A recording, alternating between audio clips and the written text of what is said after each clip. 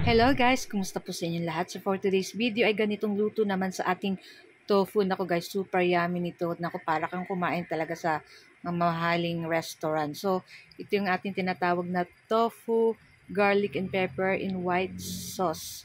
Nako guys, samahan nyo na po ako magluto at tsak mag-e-enjoy po kayo nito.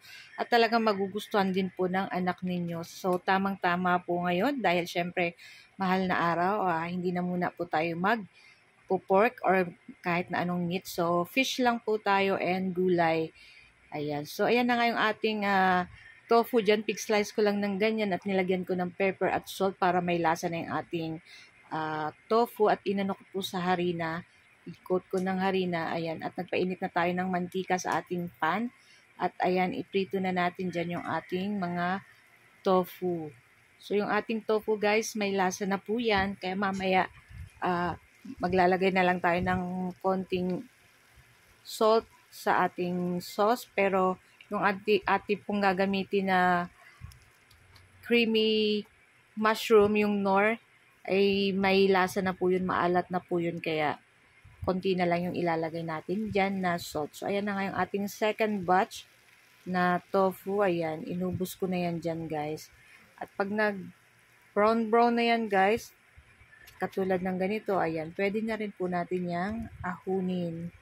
So, talagang crispy yung ating tofu dyan, gawa ng ating inano pa natin sa harina. Pwede po kayong gumamit ng cornstarch kung gusto nyo po. So, ayan, at nagpainit ulit tayo ng mantika sa ating kawali. Ayan, isang buong bawang inilagay natin dyan. So, ipang tatoppings lang natin yan mamaya guys. So, ahunin na natin yan guys pag ganito na yung bawang nag-brown na. At pagkatapos maglagay tayo ng butter or kaya star margarine. Pagkatapos sunod na rin natin dyan yung ating onion. And gumamit ako ng 2 pirasong sibuyas na pula. At pagkatapos nilagay ko na rin dyan yung ating mushroom. Naka-slice na po na nasa lata. Ayan. So halu-haluin lang natin yan guys. And after nyan, ilagay na rin natin dyan yung ating evaporated milk. Yung maliit lang pong lata yung ginamit natin. At yung ating cream of mushroom na natira kagabi dun sa ating nilutong chicken macaroni soup. Ayan. So, napakadali lang po nitong lutuin at talagang napakasarap nito. At ayan na, at naglagay na ako ng pepper, black pepper powder. Ayan, halu-haluin lang natin yan guys. So, naglagay na lang ako dyan ng konting asin kasi medyo maalat na rin po yung ating sauce dyan.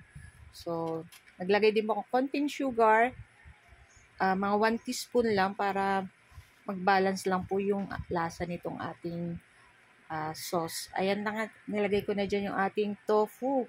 Naku, panalo sa sarap ito guys. Kaya try nyo na rin po itong lutuin at hindi po kayo magsisisi. Sobrang sarap.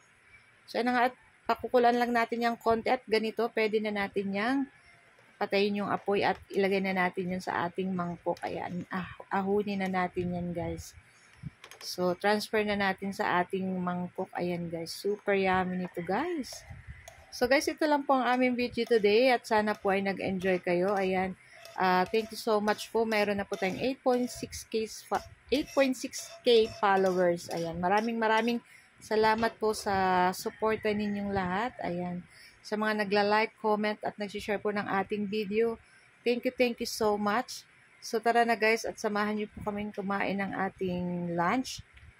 Ayan, talagang magustuhan ito ng aking 3 sons guys. So ayun na nga, at nilagay ko na pala dyan yung toppings natin niluto kanina na bawang. Nakapadagdag pa to ng sarap at yummy dun sa ating mushroom, tofu, garlic in mushroom sauce, whatever. So ayan na nga, unang kagat guys para po sa inyo. Ayan, napakasarap. At syempre, masustansya din yung ating tofu. Kaya try nyo na rin po itong lutuin. Thank you for watching and see our next video again. Ciao!